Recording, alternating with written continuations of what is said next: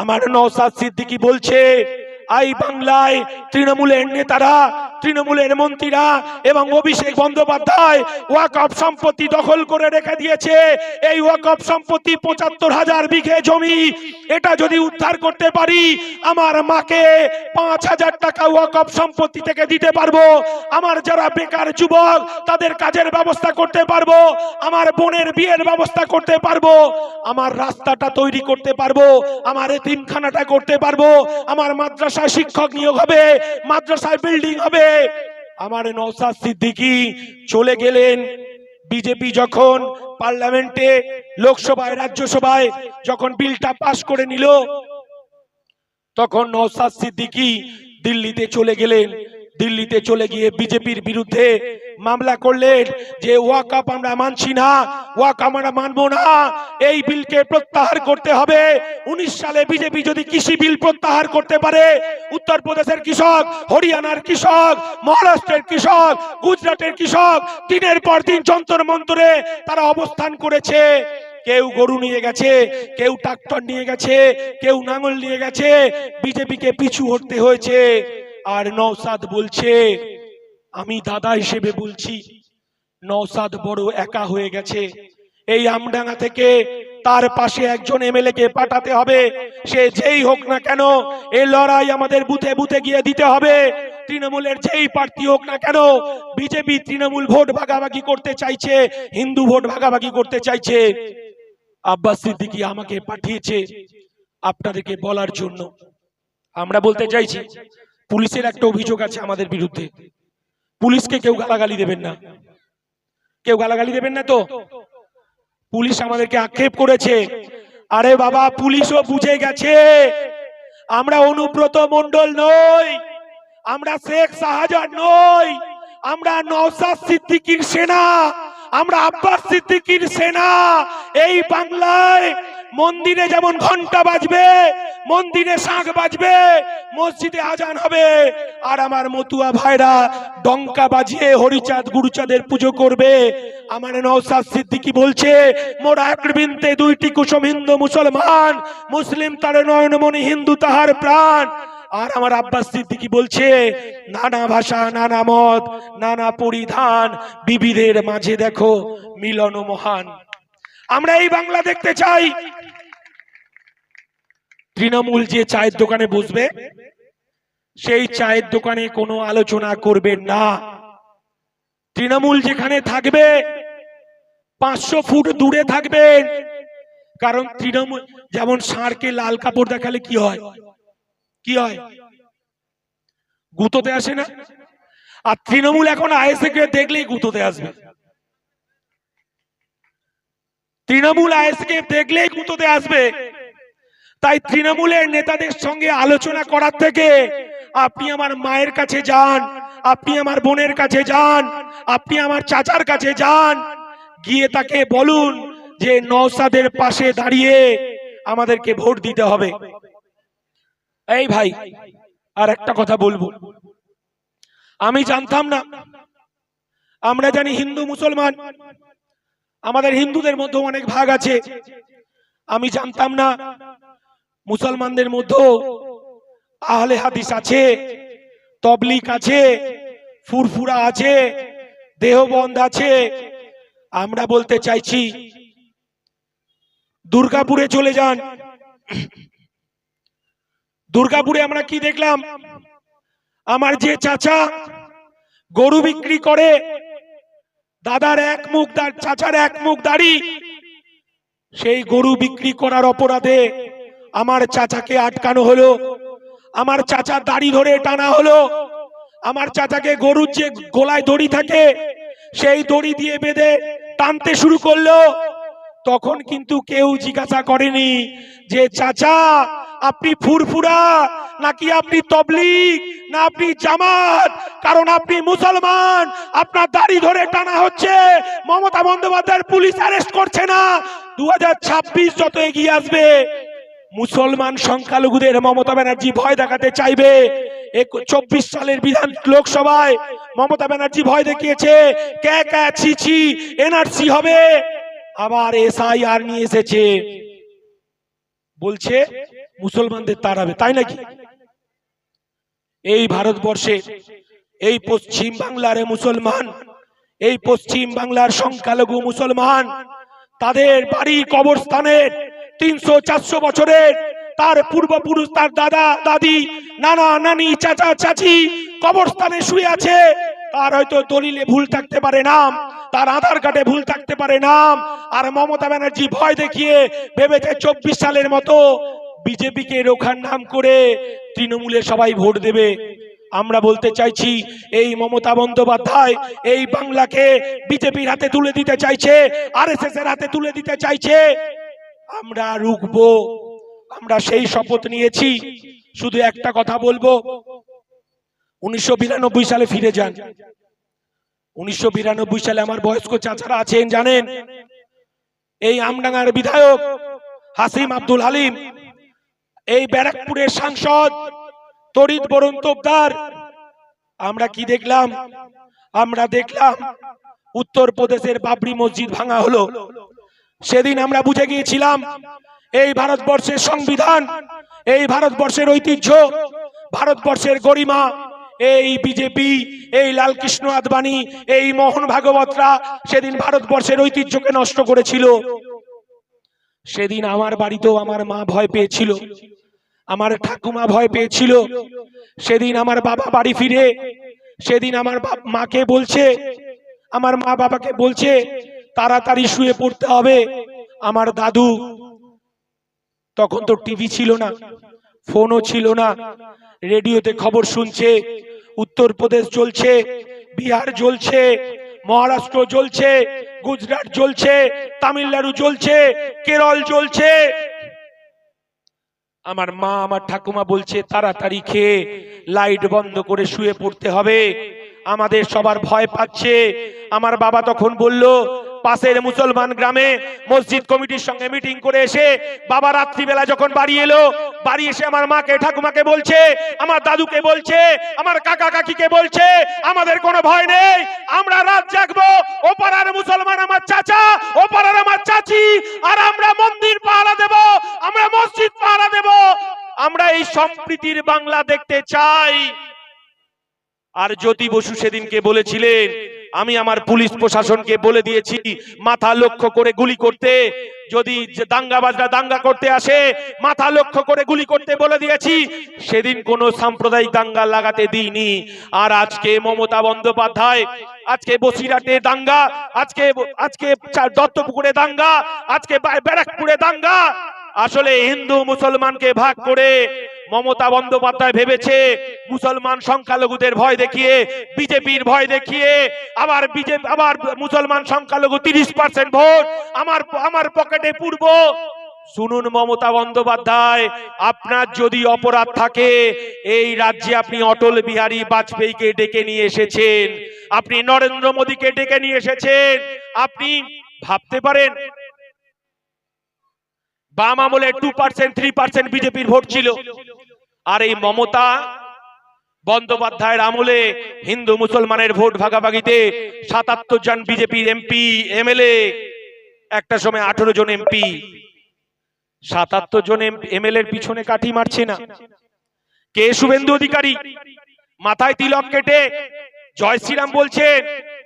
আপনারা নিশ্চয়ই শুনেছেন, যখন তৃণমূলের সঙ্গে ছিলেন তখন আবার শাহাবুদ্দিনের বাড়িতে গিয়ে তিন বাটি না খেলে আবার দিন যায় না।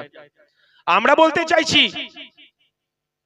মমতা ব্যানার্জি বলেছে আপনার অনেকগুলো পেট্রোল পাম্প আছে, আপনার অনেকগুলো ট্রলার আছে, অনেকগুলো বাস আছে, আর আপনি বাজার গরম করতে চাইছেন। আসলে ব্যাপারটা তা নয়।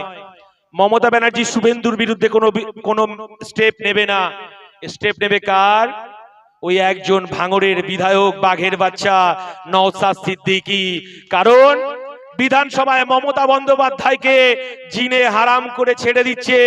নওশাদ সিদ্দিকীকে দেখলে মমতা বন্দ্যোপাধ্যায় একটু লুকোচুরি খেলে, বুঝেছেন তো কেন? তাই 77 জন এমএলএ কে কিছু বলছে না, শুভেন্দু অধিকারীকে কিছু বলছে না, নওশাদ সিদ্দিকীকে বলছে। কারণ নওশাদ সিদ্দিকীর দলের general secretary Biswajit Maiti, chairman Naushad Siddiqui আর সহসভাপতি তাপস ব্যানার্জি আর স্টুডেন্ট ফ্রন্টের সভাপতি হচ্ছে রাকেশ বেড়া। উনি বুঝতে পেরেছেন সেকুলারিজম কাকে বলে, ধর্মনিরপেক্ষতা কাকে বলে। কারণ মমতা বন্দ্যোপাধ্যায় চোখে সর্ষে ফুল দেখছে, উনি ভাইপোকে সামনে নিয়ে আসার চেষ্টা করছে।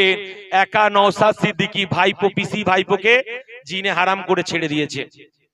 কারণ কালকে আমরা ধর্নায় বসছি, 30 তারিখ, 31 তারিখ, 1 তারিখ আপনারা যে যে যেতে চান যাবেন, অবশ্যই যাবেন। আমরা আমাদের হকের লড়াইটা লড়ে নেব। মমতা বন্দ্যোপাধ্যায় আর এমএলএরা শুনে যান, লিলি বিস্কুটের কারখানা বিক্রি হচ্ছে না।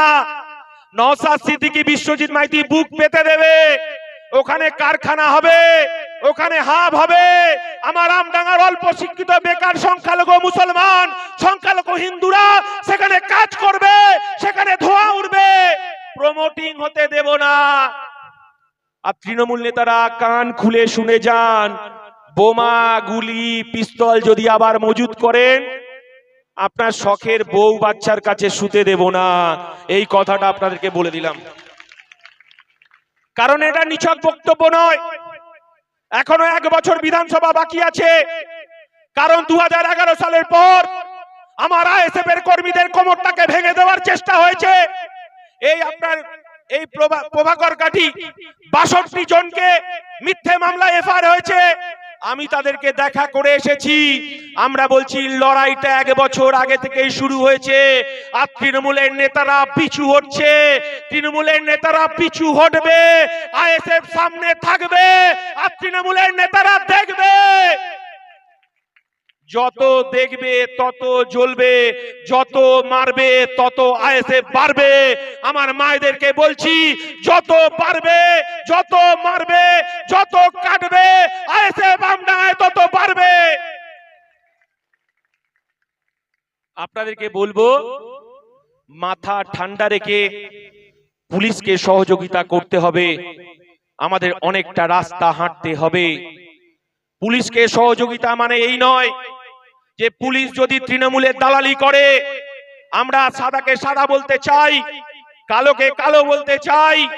পুলিশ যদি তৃণমূলের দালালি করে, তার খাকি পোশাকটা কিভাবে টানাটানি করতে হয় গণতান্ত্রিক পদ্ধতিতে, হাইকোর্ট সুপ্রিম কোর্টে বুঝে নেবে নওশাদ সিদ্দিকী। এই কথাটা বলে দিয়ে যাচ্ছি। কারণ পুলিশ নিরপেক্ষ ভূমিকা পালন করুক। যদি আমার আইএসএফ এর কোন কর্মীর বাড়িতে বোম পায়, তার অবশ্যই বিচার হবে। সে যদি অপরাধী হয় তার সাজা হবে। কিন্তু তাকে যদি মিথ্যে ভাবে পুলিশও তাকে ফাঁসায়, তার সঙ্গে দেখা হবে কিন্তু কলকাতা হাইকোর্টে, না হলে দিল্লিতে সুপ্রিম কোর্টে। এই কথাটা বলে দিয়ে যাচ্ছি। লড়াইটা আমাদের সেয়ানে সেয়ানে করতে হবে। আমডাঙ্গাকে নওশাদ সিদ্দিকীকে উপহার দিতে হবে। এই বাংলার জমিন বিজেপির কাছে মমতা ব্যানার্জি বিক্রি করে দিতে চাইছে। আরএসএস এর শাখা সংগঠন 14,000 স্কুলে তারা তৈরি করেছে, আমরা মেনে নেব। এই বাংলায় রাম রহিম একসাথে আমরা বাজারে যাই, রাম রহিম আমরা একসাথে স্কুলে যাই, আমরা রাম রহিম একসাথে আমরা ঈদের উৎসবে যাই, এই রাম রহিম আমাদের দুর্গাপূজার উৎসবে যাই। আর মমতা ব্যানার্জি আর শুভেন্দু অধিকারী যদি মনে করে এই বাংলার রাম রহিমকে আলাদা করে দেব, তাহলে রাম রহিম আবার এই 26 সালে এই বাংলার মানুষ দেখছে, একদিকে নওশাদ সিদ্দিকী, একদিকে বিশ্বজিৎ মাইতি এই আমডাঙ্গায় বুক পেতে দেবে। তবু সাম্প্রদায়িক সম্প্রীতি আমরা নষ্ট হতে দেব না। এটা আপনাদের এমএলএ কেও বলছি, তৃণমূলের নেতাদেরকেও বলছি। আর একটা কথা বলি আপনাদেরকে, এখানে তৃণমূলের 4-5টা গ্রুপ আছে, জানেন তো? কিসের লড়াই জানেন? কিসের লড়াই? আরে বাবা, মাটির গন্ধ, মাটি বিক্রি, জমি বিক্রি, আমফানের টাকা, কে কতটা জমি দখল করতে পারবে, পঞ্চায়েতের টাকা কে কতটা লুট করতে পারবে। আর ভাবছেন পাশের বাড়ির 2 চাচি, তারা দুজনেই তৃণমূল করে মারামারি করছে, আর আইএসএফ ভাবছেন ব্রাশ করতে করতে গিয়ে একটু দেখি, তখন ওই তৃণমূলের নেতারা আপনার নামে এফআইআর করবে। ওরা মারামারি করছে, আপনার ডিউটি পুলিশকে বলা যে শান্তি শৃঙ্খলা নষ্ট হচ্ছে, পুলিশ আপনি আমার এই তারাবেড়িয়াতে আসুন। এটা নাম কি? রাউতারায় আসুন, পুলিশকে আপনি ফোন করে দেবেন, আপনি ঝামেলায় উকি মেরেও দেখতে যাবেন না। এরকম ঘটনা আমার অনেক জায়গায় হয়েছে। আপনারা অনেক দুটোর থেকে আছেন, অনেকে কষ্ট করেছেন। আমি শুধু একটা কথা বলে শেষ করে দেবো না, আর একটা কথা বলবো। অর্জুন সিং, জানেন অর্জুন সিংকে? মমতা বন্দ্যোপাধ্যায়ের একমাত্র বন্ধু অর্জুন সিং, ভাটপাড়ার এমএলএ। 2018 সালে ফিরে যান, আমডাঙ্গার 11টা গ্রাম পঞ্চায়েতের মধ্যে এই তারাবেড়িয়ায় শুধুমাত্র সিপিএম সংখ্যাগরিষ্ঠ পেয়েছিল। মমতা বন্দ্যোপাধ্যায় সহ্য হলো না, আপনাদের এমএলএ সহ্য হলো না, অর্জুন সিং এর সহ্য হলো না, ভোট করতে দিল না সিপিএম কে, জোট সঙ্গীদেরকে। ভাটপাড়া থেকে, নৈহাটি থেকে, বীজপুর থেকে, নদিয়া থেকে, হাবড়া থেকে, অশোকনগর থেকে, বড় জাগুলিয়া থেকে বোমা পিস্তল মজুত করে এই তারাবেড়িয়ার গ্রামে ঢোকালো অর্জুন সিং। সেদিনকে আমরা কি দেখলাম? সেদিনকে দেখলাম তারাবেড়িয়াতে বামপন্থীরা শক্তিশালী, ধর্মনিরপেক্ষ শক্তিশালী। আমরা পরের দিন ঠিক করেছি কে প্রধান হবে, কে উপপ্রধান হবে, আমরা লাল আবির মাখবো। আর তৃণমূলের গুন্ডা বাহিনী এই অর্জুন সিং ঢোকালো। আমরা আত্মরক্ষা করতে চেয়েছিলাম, আমার মায়েরা যে যাবে পেরেছিল তারা বাইরে এসেছিল। তৃণমূলের 3 জন মারা গেল, আমার সিপিএম এর 3 জন মারা গেল। যারা আজকে শুনছেন, তৃণমূলের নেতারাও শুনে যান, একবার তারাবেড়িয়াতে যান, বজগাছাতে যান। আপনি হয়তো সিপিএম এর বাড়ি যাবেন না, আপনি তৃণমূলের বাড়িতে যান। যে তৃণমূলের 3 জন সন্তান মারা গেল, তার মায়ের, তার বাবার, তার আব্বার, তার আত্মীয় স্বজনের বুকের কান্না। আর সিপিএম এর যে 3 জন মারা গেল, তার মায়ের, তার আব্বার বুকের কান্না লাল আবির সবুজ আবির দিয়ে সেটাকে মেটাতে পারেন কিনা একবার গিয়ে দেখুন। এখনো তারা বুক চাপড়াচ্ছে। অর্জুন সিং তৃণমূল থেকে বিজেপি হলো, বিজেপি থেকে তৃণমূল হলো, তৃণমূল থেকে আবার বিজেপি হবে, বিজেপি থেকে আবার তৃণমূল হবে। অর্জুন সিং, আপনি পদ্ম ফুটিয়েছেন আমডাঙ্গায়, কিন্তু আপনি এই বরগাছিয়া বজগাছার তৃণমূলের মায়ের বুকের কান্নাকে নেভাতে পারেননি। আমি আমার সিপিএম এর মায়ের কান্না এখনো নেভাতে পারিনি। তাই অর্জুন সিংদের আমাদেরকে চিনে নিতে হবে, অর্জুন সিংকে আমাদেরকে চিনে নিতে হবে। তার ব্যবসার জন্য কখনো সে তৃণমূল হবে, তার ব্যবসার জন্য কখনো বিজেপি হবে, কিন্তু আমার তৃণমূল করুন, আপনি অবশ্যই করবেন। আমার চেয়ারম্যান বলেছেন, অধিকার দিয়েছে, তৃণমূল করুন, আপনি বুক চিতিয়ে করুন, কিন্তু আইএসএফ এর পিছনে কাঠি কেন ভাই? কাঠি দেয়া বন্ধ করুন। যে কাঠি দিতে আসবে, যে চোখ রাঙাতে আসবে, আপনি সঙ্গে সঙ্গে আমাদের সঙ্গে যোগাযোগ করবেন, তার নামে সঙ্গে সঙ্গে আমরা কমপ্লেন করব, এফআইআর হবে, বাকিটা আমরা কোর্টে বুঝে নেব। সেদিন ক্যানিং এ মমতা ব্যানার্জি বাঁচাতে চেয়েছিল, ক্যানিং এ সেদিন আমাদের শাহাবুদ্দিন সিরাজি হেরে যাওয়ার পর শওকত বাহিনী বুলডোজার দিয়ে বাড়ি ভেঙেছিল। সেদিন সেখানকার ওসি তৃণমূলের নেতাদের সঙ্গে গায়ে গা মিলিয়ে বুলডোজার চালিয়েছিল।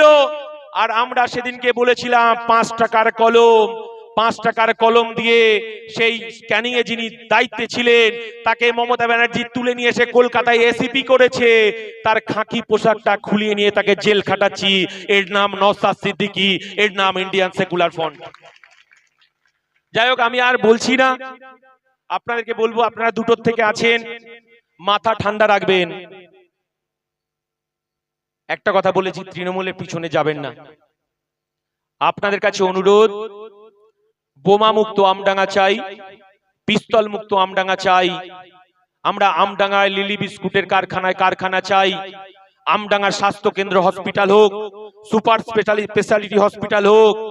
আমরা বলতে চাইছি যে আবাল সিদ্ধিতে অনেকগুলো নার্সিং হোম হয়েছে না, মালিকদের টাকাগুলো এ ঘাট ও ঘাট ঘুরে কোথায় যায় আমরা জানি না, সব জমা খরচ নিচ্ছে নওশাদ সিদ্দিকী। শুনে রাখুন, আমরা বলতে চাইছি এক্সরে মেশিন হোক, প্যাথোলজি অর্থাৎ রক্ত পরীক্ষার জায়গা করা হোক, সেখানে এমআরআই হোক, বিভিন্ন ডাক্তাররা থাকুক, এবং আমার মায়েদের ডেলিভারি করা কোনো মহিলা ডাক্তার আমরা চাই। শুধু গাইনো বলে দায় এড়িয়ে গেলে হবে না, সেখানে সমস্ত দপ্তরের ডাক্তাররা থাকবে। আমার মায়েদের যারা ডেলিভারি করাতে যাবেন তারা যেমন মহিলা গাইনো ডক্টর হয়, সেটাও আমাদেরকে দাবি রাখতে হবে। গ্রামে গ্রামে পঞ্চায়েতে যে উপস্বাস্থ্য কেন্দ্রগুলো আছে, প্রত্যেকটা উপস্বাস্থ্য কেন্দ্রে একটা করে অ্যাম্বুলেন্স হবে। তৃণমূল সবে আমাদের আইএসএফ দুটো মিছিল করেছে, দুটো অ্যাম্বুলেন্স ছেড়ে দিয়েছে, কিন্তু দুটো অ্যাম্বুলেন্স ছেড়ে দিয়েছে। আপনাদের এমএলএ 15 বছর পরে মনে পড়লো যে আমডাঙ্গায় বোধহয় অ্যাম্বুলেন্সের দরকার আছে, রাস্তাগুলো হাঁটা যায় না। আমরা বলতে চাইছি একটা শেষ আছে। আমি আপনাদেরকে বলবো, এই তৃণমূলের সরকার গরিব খেটে খাওয়া শ্রমজীবী মানুষের গণতান্ত্রিক অধিকারটা কেড়ে নিয়েছে। তাই আপনাকে বলবো যে তৃণমূলের লম্পজম্প দেখলেই থানায় ফোন করুন। থানা শুনবে না এসপি কে ফোন করুন, এসপি শুনবে না ডিজিপি কে ফোন করুন, ডিজিপি ফোন করবে না রাজ্যপালকে ফোন করুন, মেল করুন, রাজ্যপাল শুনবে না দিল্লির স্বরাষ্ট্রকে ফোন করুন। তারপরে আরো কিছু অ্যাপস আছে আমরা বলে দেব, সেখানে জানানোর পর হাইকোর্ট সুপ্রিম কোর্ট খোলা আছে, সেখানে গিয়ে বুঝে নেব। কিন্তু তৃণমূলের চোখ রাঙানি এই বাংলার সাধারণ মানুষ আর সহ্য করবে না।